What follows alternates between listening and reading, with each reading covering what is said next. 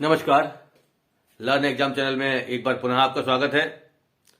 आज हम आपके लिए चाइल्ड साइकोलॉजी और लर्निंग टॉपिक से बीएफ स्किनर की थ्योरी को लेकर आए हैं, जिसे ऑपरेंट कंडीशनिंग थ्योरी या क्रिया प्रसूत अधिगम सिद्धांत कहते हैं।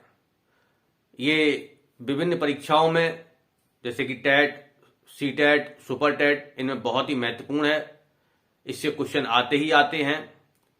तो आज हम बीएफ स्किनर को देखेंगे कि इनका सिद्धांत ऑपरेंट कंडीशनिंग थ्योरी क्या है और किस प्रकार ये दूसरे थिंकर की थ्योरी से अलग है, और ये इसमें जो इंपॉर्टेंट पॉइंट हैं वो किस प्रकार एग्जाम में आते हैं। तो देखिएगा, बीएफ स्किनर ये यूएसए में हार्वर्ड यूनिवर्सिटी के एक प्रोफेसर थे।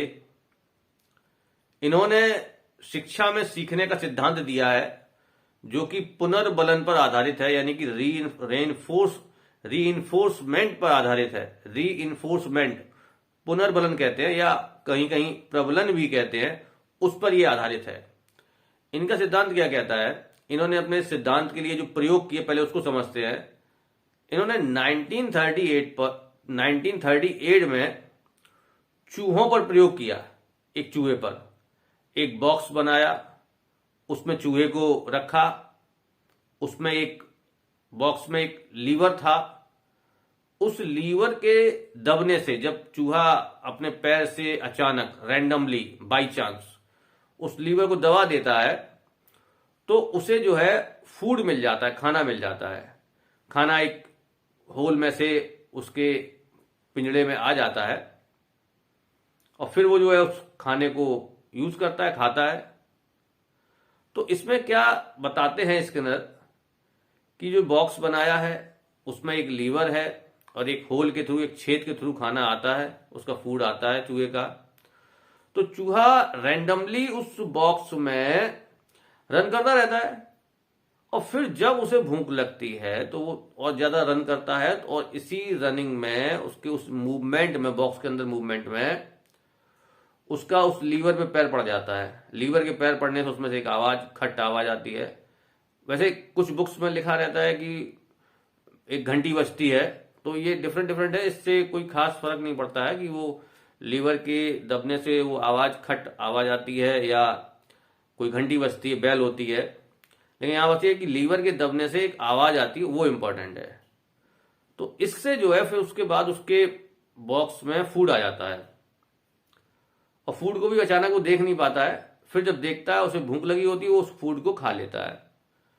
और फिर आगे भी ये प्रोसेस इसी तरह चलता है कि चूहा जो है, रैट जो है, इधर उधर हिधर एंड इधर रनिंग करता है बॉक्स के अंदर रैंडमली। फिर जो है उसका लीवर में पैर पड़ जाता है, फिर जो आवाज होती है और फिर जो है फूड आ जाता है, वो फिर खा लेता है। तो ये प्रक्रिया कई बार चलती रहती है। फिर ऐसा भी समय आता है कि जब चूहे को भूख लगती है तो वो डायरेक्ट सीधे लीवर को दबा देता है, और लीवर के दबाने से आवाज आती है, और आवाज आने के बाद फूड आ जाता है, और फूड को वो मगअप कर लेता है, खा लेता है। तो यहां हम क्या देखते हैं? अच्छा, वैसे इसको थोड़ा थार्नडाइक का थार्नडाइक का ट्रायल एंड एरर सिद्धांत है, उससे कंपेयर करके देखेंगे तो आप इसको थोड़ा बेहतर तरीके से समझ पाएंगे। थार्नडाइक ने जो बिल्ली पे प्रयोग किए थे उसमें बताया था कि वो बिल्ली है, बिल्ली का बॉक्स है, उसमें बिल्ली रख दी है, बंद कर दी है, भूखी बिल्ली है, और बॉक्स के सामने जो है फूड रख दिया है, मछली है। बिल्ली उसको देखती है, जब भूख लगती है तो उसकी रैंडमली जो है कोशिश तो करती है वो उस बॉक्स से बाहर निकलने की। जाली वाला बॉक्स होता है, ग्रिल वाला बॉक्स होता है। लेकिन फिर अचानक उसका जो है उसकी कुंडी पर पैर रख जाता है और कुंडी खुल जाती है, तब बिल्ली बाहर निकल के वो फूड ले लेती है। तो थार्नडाइक ये कह रहे हैं कि हमने फूड पहले रखा हुआ है, बिल्ली को भूख लगी तो बिल्ली ने ट्रायल किए, और उस ट्रायल में बाई चांस जो है वो उसकी कुंडी खुल गई, और फिर उसने कुंडी खुल गई तो उसने फूड ले लिया। स्किनर ये कह रहे हैं कि फूड रखा हुआ है, ये चूहे को पता ही नहीं है। चूहे को नहीं पता फूड है। चूहा तो बॉक्स में बंद है, रैंडमली इधर एंड इधर वो रन करता है। फिर जब भूख लगती है तो उसकी रनिंग और बढ़ती है, और फिर इस रनिंग में वो उसका पैर उस लीवर में पड़ जाता है, और लीवर में पैर पड़ने के बाद फिर आवाज होती है, और फिर जो है फूड आता है, और तब वो उस फूड को लेता है, खा लेता है। अब इसका फिर जब चूहे को आगे कभी भूख लगती है, फिर वो रनिंग के दौरान जो है उसे फिर उसका पैर पड़ जाता है। तो ये बार बार होता है, तो इससे चूहा समझ जाता है कि इस लीवर को दबाना है। खाना उसके सामने नहीं है, खाना उसके सामने नहीं रखा हुआ है, खाना तो कहीं और रखा हुआ है। वो उस एक बॉक्स में एक होल है, एक छेद है, उस छेद में से खाना आता है और वो तब आएगा जब वो लीवर दबाएगा। लीवर से वो जो एक छेद है, एक होल है, उसका दरवाजा खुलता है और वहां से फूड आता है बॉक्स के अंदर। तो थार्डाइक ने कहा है कि जो स्टिमुलस है, लक्ष्य है, वो सामने रखा था थार्डाइक के प्रयोग में। थार्डाइक के ने जो टेस्ट किया है, एक्सपेरिमेंट किया उसमें, जबकि स्किनर के एक्सपेरिमेंट में फूड सामने नहीं है। यानी कि जब बिल्ली को भूख लगती है, थार्डाइक के प्रयोग में जब बिल्ली को भूख लगती है तो बिल्ली सामने खाना देखती है और तब वो प्रयास करती है, ट्रायल करती है, फिर गलती से या एक पॉजिटिव रेस्पॉन्स के थ्रू उसकी वो कुंडी खुल जाती है और बिल्ली खाना खा लेती है। लेकिन स्किनर में ऐसा नहीं, स्किनर के में फूड सामने नहीं है, स्किनर के में फूड अलग कहीं छुपा हुआ रखा हुआ है। वो बाई चांस वो होल से, छेद से आता है, एक सिस्टमेटिक वो छेद से आता है। तो चूहे को जो भूख लगती है वो रैंडमली जो है ट्राइस करता है और फिर अचानक उसका वो लीवर में पैर दब जाता है और फिर जो है आवाज आती है और फिर आवाज के बाद वो फूड आता है और फूड चूहा खा लेता है। तो आगे चल के जो है चूहे को बिल्कुल ये एक उसका ये रेस्पॉन्स जो है वो इस तरह का बन जाता है कि जब भूख लगे तो उस लीवर को दबा दो, आवाज होगी, खाना आ जाए, खाना खा लो, जबकि खाना उसके सामने था नहीं। यानी कि थार्डाइक कह रहे हैं कि जब उद्दीपन सामने होगा तब क्रिया की जाएगी, तब अनुक्रिया की जाएगी। जब उद्दीपन सामने होगा तब अनुक्रिया की जाएगी, यानी कि स्टिमुलस सामने होगा तब रेस्पॉन्स होगा। इसीलिए थार्डाइक का फार्मूला कहलाता है एसआर थ्योरी।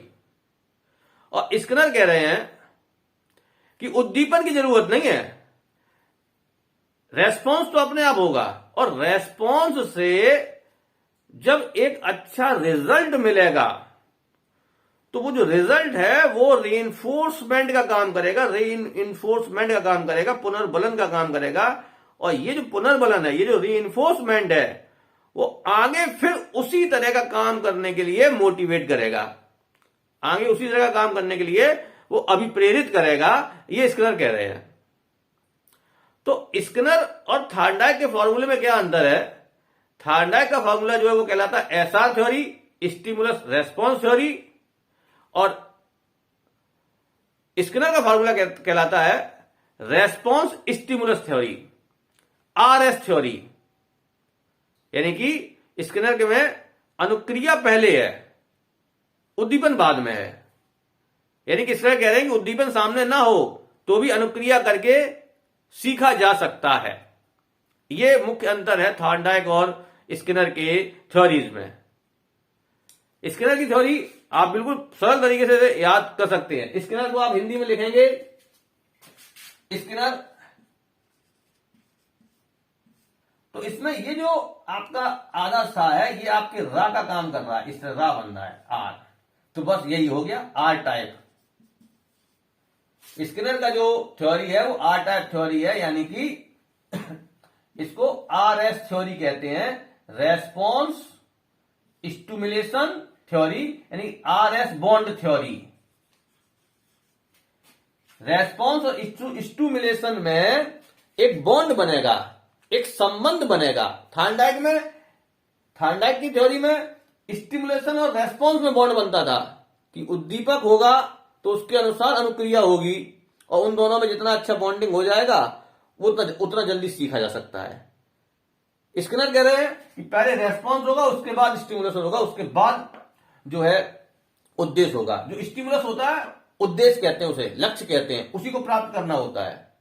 ये कहते हैं लक्ष्य बाद में बना रहे, लक्ष्य बाद में हो सकता है, अनुक्रिया भी अगर पहले होती रहे और अनुक्रिया पर एक अच्छा रिजल्ट मिले, रीइंफोर्समेंट किया जाए, उसे पुरस्कार दिया जाए। अगर अनुक्रिया में पुरस्कार मिल रहा है तो सीखा जा सकता है।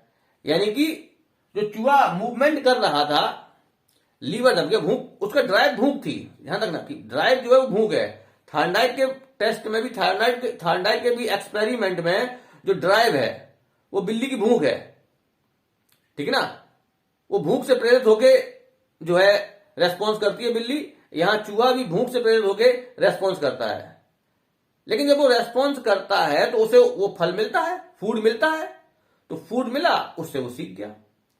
तो ऐसा ही क्लास में बच्चों के साथ, जो स्टूडेंट्स के साथ है, खासतौर से छोटे स्टूडेंट के साथ, कि उन्होंने अच्छा किया है तो उन्हें उस पर एक अच्छा रिजल्ट मिलना चाहिए, और जब वो रिजल्ट मिलता है तो वो ज्यादा बेहतर तरीके से सीख पाते हैं, उसको ज्यादा अच्छी तरह से वो सीख लेते हैं, क्योंकि उन्हें लगता है कि हमें एक प्रोत्साहन मिला है, यानी हमने सही काम किया है।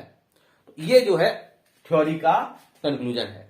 अब आप देखिएगा कि अच्छा आगे चल के स्किनर ने ये प्रैक्टिकल एक और, यानी कि ये रेड का प्रैक्टिकल किया था वो 1938 में किया था, और फिर स्किनर ने दोबारा जो है कबूतर में प्रयोग किया है वो 1943 में किया है। और पुनर्वनन रीइंफोर्समेंट पे बहुत फोकस किया है, और 4 प्रकार के रीइंफोर्स बताए हैं, एक सतत कंटिन्यूअस, एक आंशिक यानी कि पार्शियल, एक अनुपात रेशनल, और एक जो है गैप अंतराल वाला।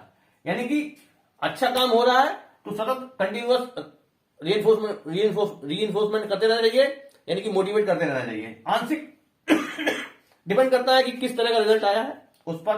अनुपातिक, जिस तरह का रिजल्ट आया उसके अनुसार आप रीइंफोर्समेंट कीजिएगा। अंतराल कुछ समय बाद कीजिएगा। रीइंफोर्समेंट को पॉजिटिव और नेगेटिव रीइंफोर्समेंट में भी रखा जाता है। अगर नेगेटिव रीइंफोर्समेंट होगा तो लर्निंग नहीं होगा, अगर नेगेटिव रीइंफोर्समेंट होगा, अगर नेगेटिव रिजल्ट दिया जाएगा तो लर्निंग नहीं होगा। तो यहां पर सीखने के लिए पॉजिटिव लर्निंग की जरूरत है। ठीक है, अब देखिएगा इसके विभिन्न नाम हैं, इन नामों से भी क्वेश्चन आता है। तो ऑपरेंट कंडीशनिंग थ्योरी से कहते हैं, जैसे कि क्रिया प्रसूत अनुबंधन सिद्धांत कहते हैं, इसे सक्रिय अनुबंध सिद्धांत भी कहते हैं, इसे नैमित्तिक अनुबंध सिद्धांत भी कहते हैं, इसे कार्यात्मक प्रतिबद्धता सिद्धांत भी कहते हैं, इसे संभावित पुनर्वलन सिद्धांत भी कहते हैं, इसे आरएस बॉन्ड थ्योरी भी कहते हैं, response stimulation theory, operant theory भी कहते हैं, और उत्सर्जित अनुबंधन सिद्धांत भी कहते हैं, और व्यवहारिक सिद्धांत भी इसे कहते हैं। तो ये स्किनर का जो थ्योरी है, इससे आपके इसी प्रकार के क्वेश्चन पूछे जाते हैं। छोटे बच्चों में मैथमेटिकल लर्निंग के लिए, नंबर्स लर्निंग के लिए और दूसरी चीजों को लर्न करने के लिए इसको अच्छा एक फार्मूला माना जाता है ये। लेकिन इसका लिमिटेशन ये है कि ये जो है इंटेलेक्चुअल्स के लिए नहीं है, इंटेलेक्चुअल्स के लिए, समझदार के लिए नहीं है। ये छोटे बच्चों पर, जानवरों पर, उन पर इसका अच्छा प्रयोग हो सकता है। अब ये आपके लिए बहुत ही इंपॉर्टेंट मैंने आपको बता दिया है, आप इसको याद रखिएगा, इससे आपको निश्चित रूप से क्वेश्चन मिलेंगे। हाँ, हमारे चैनल के साथ बने रहिएगा और हमारे चैनल को लाइक कीजिएगा और सब्सक्राइब कीजिएगा। Thank you.